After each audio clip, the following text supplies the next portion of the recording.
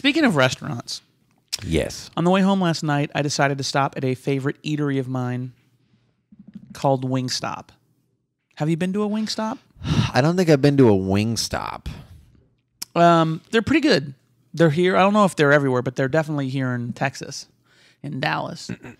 And they're really good, and they're pretty cheap. And I was coming home pretty late last night. It was like 9, and I saw they were open until midnight.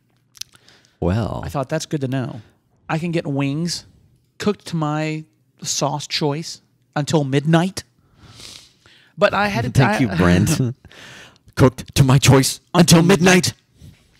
So I went in, and as I walk in, there is a sign on the door that has the number 1 and then like a bunch of zeros, but each of the zeros was a chicken wing, a different flavor chicken wing.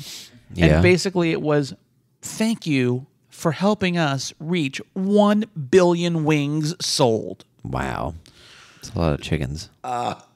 Yeah, my question to you is this. How would they derive that number? From their orders. How? Are you telling me that the first Wingstop that was built back in the 70s, they're like, we better start counting wings now?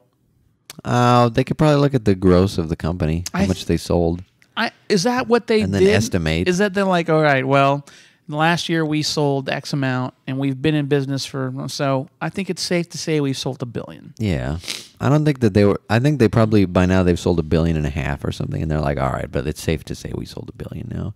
Or I don't know, maybe they just opened, like they opened last year. We're at 1 billion, 100 billion wings. Amazing.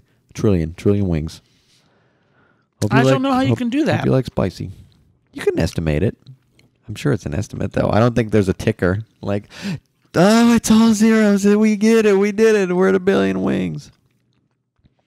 My dad, when I was a kid, we used to chew gum a lot at school on the playground and stuff. And then if you accidentally swallowed it, someone would always go, you swallowed your gum? You're going to get gum cancer. That takes 7 years to digest. That's a scientific fact. Gum takes 7 years to digest in your stomach. No. And you'd be like, oh, no. So I went home and I said to my dad, I always knew the fact, but I accidentally swallowed my gum today. And he goes, so? I'm like, it's going to be in there for 7 years. It takes 7 years to digest. Yeah, but you poop it out in 24 hours. Well, then how would they know it takes 7 years? And he goes, son, they take a piece of gum, they drop it in a beaker of acid, they measure it before they put it in, they leave it in there for an hour, and then they measure how much it's gone down, and they say, how long would it take for it to dissolve in the acid? Well, it would take 7 years. Yeah. But you're going to poop it out before it's...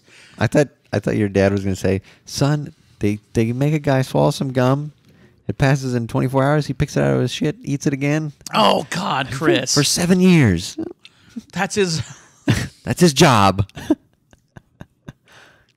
So you be grateful. You go to college. You go to college, you make something of yourself. Don't be like that guy. Don't be like that guy. Because that is a job. Don't be that guy that's got to pick up that piece of gum and go... and it doesn't pay great, but it's all he's got. That's all he's got, Scott. That's all he's got. Oh. Can't you see him? Can't you see him, Scott? He's sitting on the bench. He's crying. He's crying because that's his job, and he's so miserable. And he's thinking, I wish I went to college. Scott, I want you to meet somebody. This is John. He swallows gum. He's the gum swallower. Oh my God, John, I'm so sorry. You're not the only one.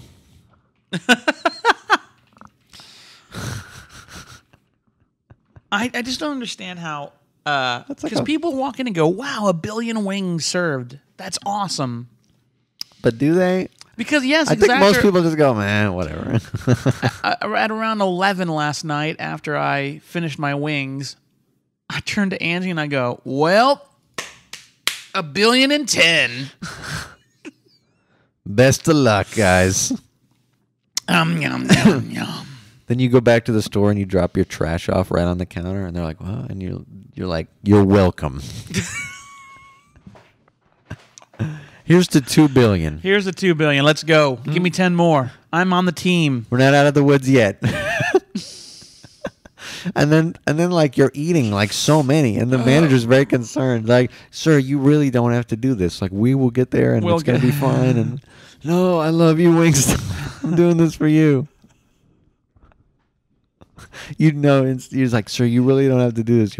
All you can manage is Wingstop. I'm in there every night. man. They're like, oh God, here comes Scott. Hey guys, what are we up to now? 1,300,000,000. Let's keep the heat on. I hope to take a big dent out of this weekend. I got some friends coming up. Scott, it's okay. You don't have to do this. We're getting concerned about your health. All you've eaten is hot sauce and ranch. What do I get again if I do this? Nothing. Diabetes? Why do you get nothing? Obesity and sleep apnea. You are destroying the lining of your digestive system. Come on, somebody's got to do it. It's my Everest.